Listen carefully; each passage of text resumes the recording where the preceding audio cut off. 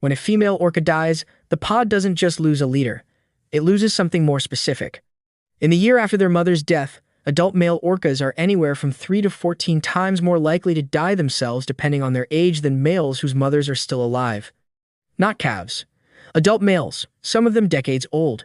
The mother wasn't feeding them. She was doing something harder to replace than that. To understand what she was doing, you have to start with something that sounds like it shouldn't make evolutionary sense. Female orcas stop having calves around age 30 to 40. Then they keep living, sometimes for decades more, swimming at the front of the pod, leading hunts, navigating, making decisions. From a purely reproductive standpoint, that looks like waste. Evolution tends not to keep animals alive past their usefulness. So why does it keep her? The answer the science has settled on is that she doesn't stop being useful. She just stops being useful in the obvious way. What she's doing in those post-reproductive decades is something closer to what a library does, storing and distributing information the rest of the pod needs to survive. Orcas in the Pacific Northwest eat almost exclusively Chinook salmon. Chinook populations are unpredictable. They shift seasonally, fluctuate with ocean temperature, decline in drought years, disappear from certain runs entirely. An older female who has lived through 50 or 60 years of those fluctuations knows things a younger animal simply can't. Which areas hold fish in lean years, which routes are worth the energy, which runs are reliable and which aren't anymore. When salmon are scarce, pods led by older post-reproductive females do significantly better. The knowledge is the thing. She is the knowledge. The 2012 study that established the adult son mortality finding was led by Darden Croft from the University of Exeter and used data from nearly 600 orcas tracked by the Center for Whale Research in Washington state, the longest continuous study of any wild whale population. The team used survival analysis algorithms, the same kind insurance companies use to calculate mortality risk, and ran the numbers on what happened to individual orcas after their mothers died. The son finding hit hardest. A young adult male whose mother had just died was roughly 3 times more likely to die that year than a male whose mother was alive. For older males, those past middle age, the risk multiplied further, anywhere up to 14 times. The older the son, the more catastrophic the loss. Why sons specifically and not daughters?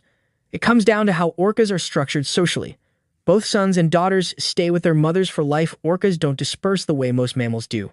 But daughters eventually have calves of their own, which means they have their own social purpose, their own position in the group, their own reason for the pod to orient around them. Sons don't. They remain in their mother's orbit indefinitely, and she remains in theirs. She shares food with them directly. She intervenes in their conflicts.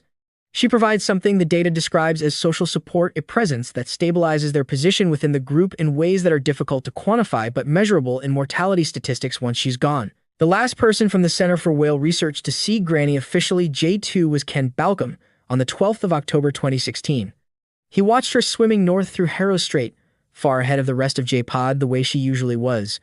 By the end of the year, she hadn't been seen again.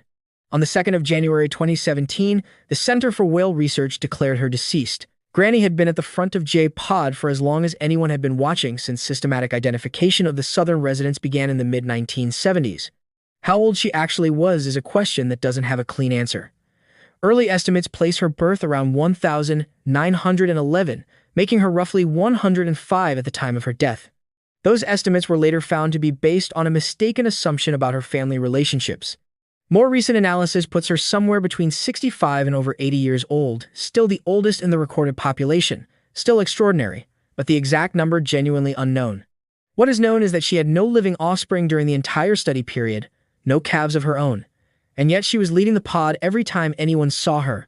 In the weeks before her final disappearance, she was observed catching and sharing fish with a recently orphaned calf. She wasn't doing it because the calf was hers. She was just doing it. After she was gone, the question Balcomb asked in his memorial wasn't a scientific one. It was, who will lead the pod into the future?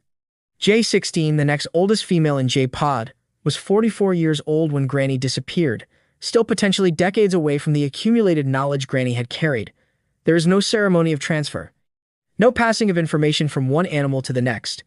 Whatever she knew about where the salmon were in a bad year, whatever she remembered about routes and seasons and the rhythms of the ocean she'd been reading for half a century or more that went with her. The absence doesn't announce itself. It shows up slowly in the data.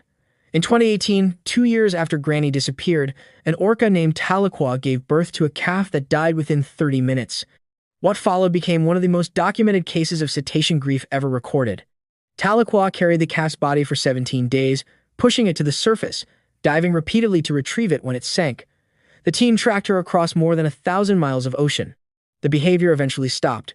Tahlequah has since had a healthy calf who is still alive. What the Tahlequah case shows is that orcas register loss in ways that are visible, sustained, and not easily dismissed as instinct.